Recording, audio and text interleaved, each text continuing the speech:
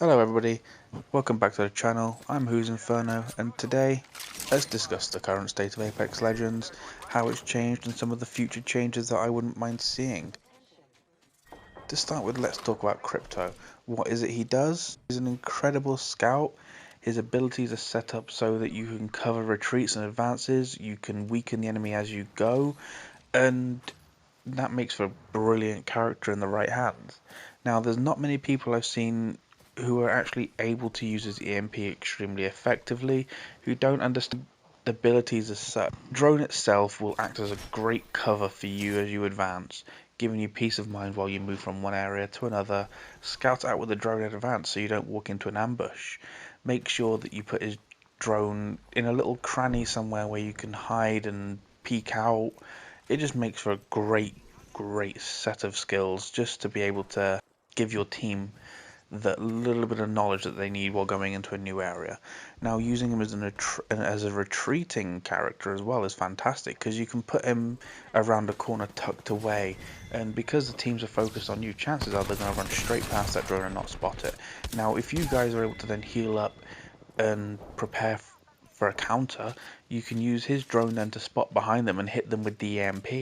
That way then your team's pushing while you've EMP'd and they've got an exact position, the enemy's slowed, they've got half their shields gone. It just makes for a great ability. Now, one thing not many people seem to realize is that you can look at how many teams are within a 200-meter radius of your drone. All you've got to do is look at the champion banners on the side of the map while in drone view, and that gives you an incredible advantage, letting you know who's around, what potential teams might be coming to cause a problem, and then you can prepare for a future advance. It just makes it so much simpler and so much easier to play. Now, a lot of other people don't seem to realize you can recover banners and open doors, you can ping enemies from 200 meters away using all his drone, and it just makes it so much simpler for you to play while being able to realize if you recover the drones using the banner, you can be tucked away somewhere hidden and nobody will find you, or they might not find you anyway. Being able to open and close doors could be a great tactic used to give your team an edge.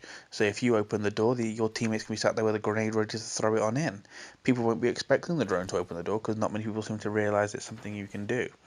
Now, one little trick you can do, if you're playing Pathfinder, you can grapple onto Crypto's drone, and the drone can move and pull you around. And that can give you a huge edge, giving you a great height advantage if you can ping yourself away. If you can grapple and get that correct swing, you'll fly quite a long distance, and that just makes it so you can get around a lot quicker and a lot farther. Now, let's talk about the big changes. The map. Personally, I like the new map. It's open, it provides a great opportunity for a lot of long-range engagements, whereas there are still areas like Skyhook and Capital City where you can expect and will get a lot of close-range engagements using close-range weaponry, and even some people running the charge rifle at close range. I mean, why not, hey? But one thing I've noticed is that the loot distribution seems to be a bit on the middle ground side, where it's not too highly concentrated and it's more on the ground of not quite as much as necessary. Now, I think there could definitely be a lot more loot. I reckon it could be better distributed, and I reckon that they could put some more loot boxes throughout the map just to make it a little bit more viable to find more loot, to find better things. When so far it seems to be quite the struggle to find good loot. If you don't find good armor to start with, you're going to really struggle to find more later on in the game, unless you find one of the various vault keys floating around on somebody's loot drones. Now that can be a game changer. Now, the train. Let's discuss that. Some people didn't expect any kind of movement-based vehicles to be put into the game. Some people were calling for Titans for some strange reason.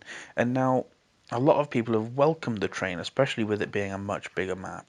It can be an extremely dangerous landing, but the payoff can be fantastic. I mean, I've landed on the train 2 or 3 times now, and each time I've hit one box, I've found a purple armor, and I've found a Peacekeeper. That then gives you the ability to push through the remainder of the train and eliminate anybody who might still be trying to loot something a little bit better. Now, That's not to say it's not a risky landing. 5 times out of 10 you might die, 6 times out of 10 you might die. But it's just those minority of times where you get that great landing and you can come and leaving with a few kills. Just makes it such a worthy landing location if you get the chance. Now, let's finally discuss what everybody is using at the minute, which is the charge rifle, which personally can be an absolutely monstrous gun used at range by somebody who is an incredible sniper. Now, myself, I'm not very good with it. I tend to use it more for a mid-range weapon if I can, or even up close if I've got the opportunity. But at range, I'm not very good with it.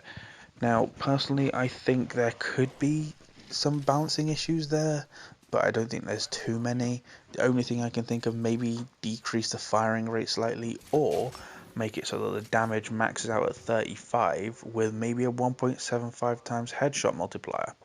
That would make it still powerful, but also make it so that it's more balanced and so that there's more reward for headshot damage as opposed to standard body damage.